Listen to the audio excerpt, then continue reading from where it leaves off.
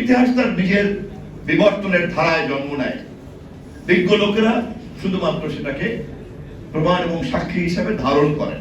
যেই বাঙালি মেজর বিদ্রোহ করে বলেছিল আই রিভোল্ট, সেই বাঙালি মেজরই কালুরঘাট বেতার কেন্দ্র গিয়ে বলেছেন স্বাধীনতা যুদ্ধের ঘোষণা দিয়ে ডাক দিচ্ছি, I major dear declare independence.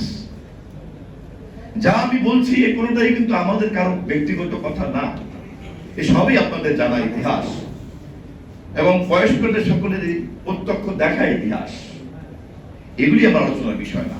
আমাদের আলোচনার বিষয় হচ্ছে জলজান্ত এই ইতিহাসের সত্যগুলি জানা সত্য, দেখা সত্য, সাক্ষীরা জীবিত সত্য কেন আমাদেরকে বিতর্ক করতে হচ্ছে?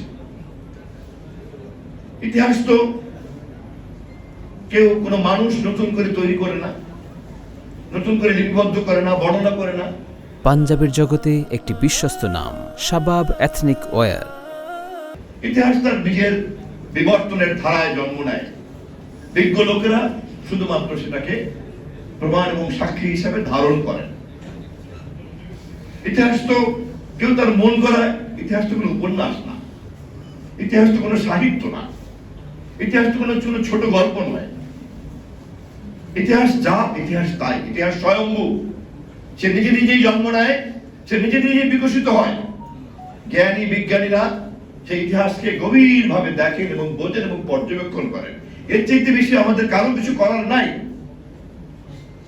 কিন্তু দুর্ভাগ্যজনক হলো সত্য, বাংলাদেশে ক্ষমতাসীন রাজনৈতিক দলের মহল, বিশেষ করে পতিত ফ্যাসিবাদীরা, তারা তাদের মতো করে অতীতের ইতিহাসকে মন করা ভাবে বলার চেষ্টা করেছেন। সেই কারণেই আই মেজর ডিয়ার ডিক্লেয়ার ইন্ডিপেন্ডেন্সের ইতিহাস মানুষের যেভাবে জানা দরকার ছিল তা তারা জানতে দেয় নাই।